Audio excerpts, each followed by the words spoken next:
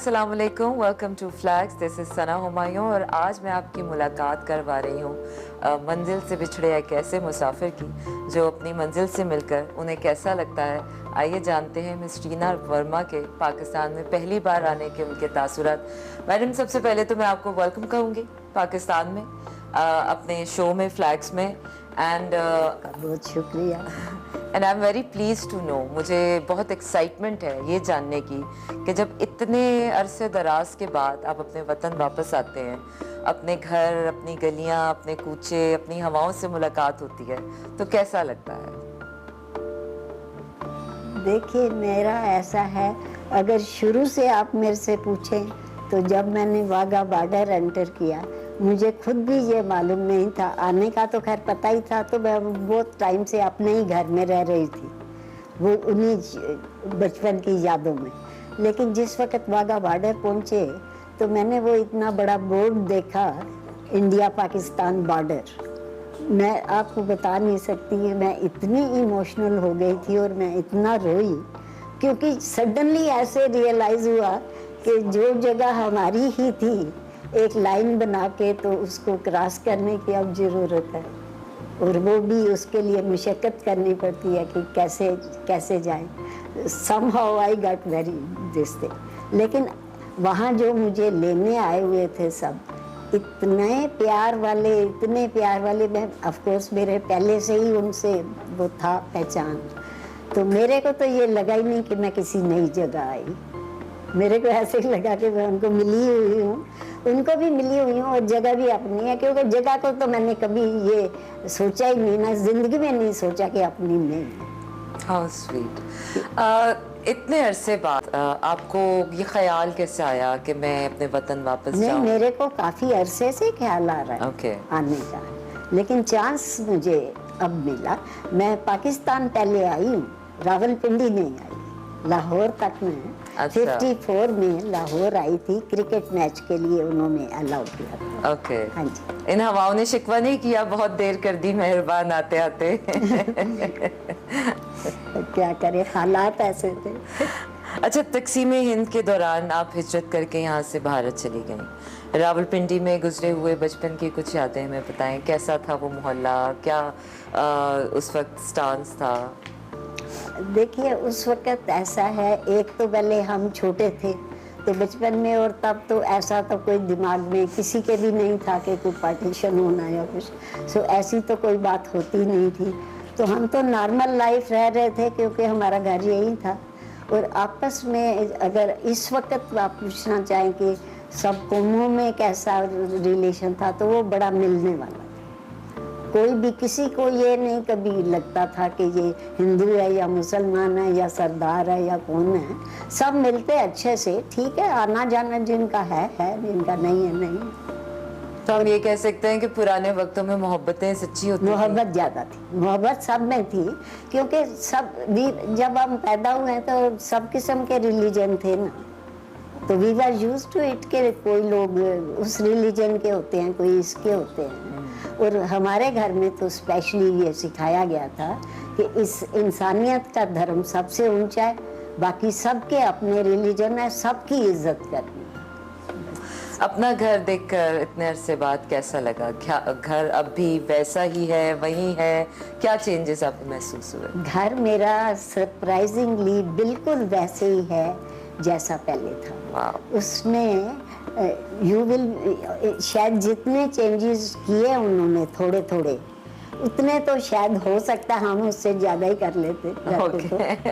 सो उसमें कुछ ज़्यादा चेंज नहीं हुआ। ये बड़ी ब्लेसिंग है मेरे लिए कि घर भी बिल्कुल इंटैक्ट है, बड़ी अच्छी कंडीशन में है, और बिल्कुल वैसे ही। उस घर में गुजारे हुए लम्हात की कुछ याद बताइए, अपनी फैमिली के साथ गुजरा हुआ वक्त, फ्रेंड्स वगैरह वहाँ पर। और आप यहाँ का जो आने का है, आप यहाँ अकेली आई हैं या विद अदर फैमिली मेम्बर्स? मैं बिल्कुल अकेली आई हूँ। इस वक्त मेरी फैमिली का और कोई मेंबर है ही नहीं, इसलिए ये मेरे लिए बड़ा काफ़ी पेनफुल था। मैं जब घर के पास भी पहुँची हूँ तो मेरे को सबसे ज़्यादा जो तकलीफ़ थी इस बात की कि पूरी हम 10 लोग वहाँ रहते थे, अब मैं अकेली आई हूँ। दैट वाज रियली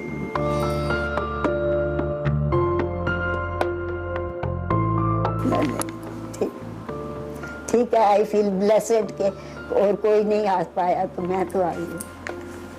बिल्कुल। हिंदुस्तान और पाकिस्तान के लोग, जैसे आपने कहा कि पहले ज़माने में तो धर्म का इतना मसला नहीं होता था, अब आप क्या फ़र्क देखती है हिंदुस्तान और पाकिस्तान के लोगों में? देखो ऐसे है कि एक तो इसमें मेंशन करना ही चाहूँगी कि मेरे फादर जो है उन्होंने हमें बचपन में यही बताया था कि लोग ख़राब नहीं होते, हालात ख़राब होते। तब पाकिस्तान की बात नहीं थी, कुछ भी होता था तो मैं तो उसी को ही फॉलो करती थी, दिमाग में वैसा ही था। तो और मैंने आके देखा भी है, लोगों से तो खैर बहुत सुना हुआ था, पर पर्सनली अब मैंने काफ़ी जो एक्सपीरियंस किया है, बिल्कुल बात ठीक है कि लोग इधर के भी मिलना चाहते हैं, प्यार वाले हैं। कोई बहुत अच्छा होता है, कोई कम अच्छा होता है, कोई खराब होता है। तो वैसे ही उधर भी है, बिल्कुल प्यार इधर भी उतना ही है, उधर भी उतना ही है। अब हालात ठीक करने में सब लोग हेल्प कर सकते हैं। अब इतनी मुद्दत हो गई, अगर वही लेके बैठे रहेंगे तो वो तो अच्छी बात नहीं। आपको लगता है पिछले वक्त से लोग अब इस वक्त में ज़्यादा ओपन माइंडेड हो गए हैं, या अब जो है वो ज़्यादा रिलीजन या वो वाली चीज़ ज़्यादा ग्रो हो गई है? नहीं, ओपन माइंडेड हैं, दे आर विलिंग के हमको अब मिलना चाहिए, आपस में रहना चाहिए। स्पेशली ये जो इंडिया पाकिस्तान हेरिटेज क्लब बना है वो बहुत अच्छा काम कर रहे हैं। तो अच्छा, तकसीम या बंटवारे के जो वो लम्हात थे, किस तरह से जाना हुआ, वो अपने वतन से बिछड़ने के कुछ वो लम्हात हम के बारे लोग में पार्टीशन होने के 3-4 महीने पहले चले गए थे। हम उस टाइम यहाँ नहीं थे। हम हर साल पहाड़ पे जाते थे। इस बार हमने पहाड़ उधर देख लिया, शिमला के पास सोलन है, हम वहाँ चले गए क्योंकि यहाँ पे फरवरी मार्च में दंगे फसाद हो चुके थे, इसलिए सब ने मना किया कि इधर मत जाइए, आप उधर चल जाइए। और मेरे पेरेंट्स तो आने को तैयार नहीं थे, बड़ी ज़बरदस्ती उनको मना के वो जुलाई के एंड में आएगा। हम बच्चे थे, अब सच्ची बात है तो गलत तो कहना मैं नहीं चाहूँगी। पेरेंट्स बहुत तकलीफ में थे क्योंकि मेरी मम्मी तो बहुत साल तक मानने को तैयार ही नहीं थी कि हम वापस नहीं जाएंगे। She was in the hope कि हम वापस जाएंगे। तो ठीक है, हालात ऐसे, क्या कर सकते।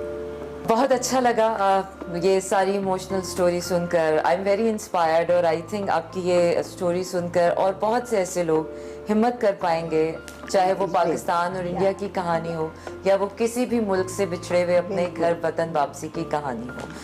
अब let's take it to the lighter note, और ऑडियंस जानना चाहेगी कि आपकी ज़ाती ज़िंदगी के बारे में, क्या खाने में पसंद है, आपकी पसंद नापसंद के बारे में। तो एक बहुत ही इंटरेस्टिंग हमारा रैपिड फायर राउंड, जो मैं आपको 2 ऑप्शंस दूंगी और उसमें से आपने क्विकली एक ऑप्शन का इंतखाब करना है। ओके, रावलपिंडी या दिल्ली? मेरे को दिल्ली और पिंडी दोनों ही रहने के लिए पसंद। आपको चाय ज़्यादा पसंद है या कहवा? चाय। ओके।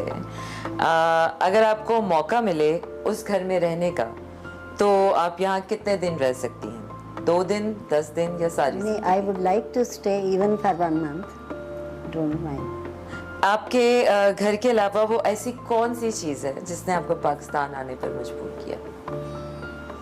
मेरा बचपन जो यहाँ गुजरा उसने ही मुझे मजबूर, क्योंकि जो उस वक़्त हम फैमिली के साथ प्यार से और खुशी से, शांति से, अच्छे से रह रहे थे, उधर जाके बहुत टाइम तक तो शांति से नहीं रह पाए।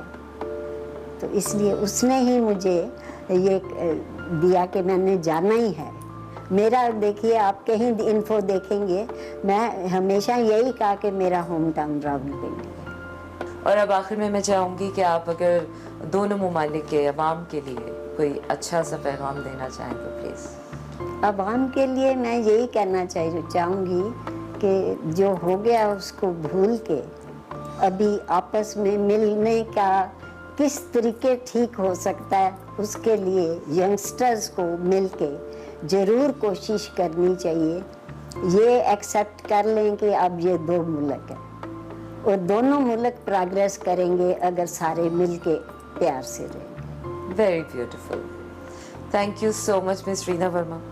आई होप कि आपका ये स्टे पाकिस्तान में बहुत वार्म रहे, कंफर्टेबल रहे और आप जब तक चाहें यहाँ रह सकती हैं। ये आपका उतना ही अपना मुल्क है जितना वो मुल्क है। बिल्कुल, मैं तो इसको समझती, मैंने कभी पिंडी को दूसरा समझा ही नहीं। मैं तभी तो हमेशा कहा कि पिंडी मेरा होम टाउन। आई मीन मैं ये दिल से बोल रही हूँ, जो जैसा मेरे को फील हो रहा है। Thank you very much Reena Verma, आपसे मिलकर मुलाकात करके बहुत अच्छा लगा। बहुत शुक्रिया सबका। एंड आई होप ऑडियंस कि आप लोगों ने ये कहानी जो दिलों को छू जाने वाली है, हमने कहानियों में, किताबों में ज़रूर ऐसी कमिंग बैक टू होम कहानियाँ सुनी होंगी, लेकिन आज आपसे मिलकर वाकई एहसास हुआ कि जुदाई के बाद, एक तवील तरीन जुदाई के बाद, जब इंसान अपनी मिट्टी से, अपनी हवाओं से मिलता है, अपने घर से मिलता है, तो कैसा लगता है। आई होप कि आज का ये फ्लैग्स आपको पसंद आया होगा। अपना रखिए ख्याल, आपसे होगी अगले हफ्ते फिर से मुलाकात। अल्लाह हाफ़िज़।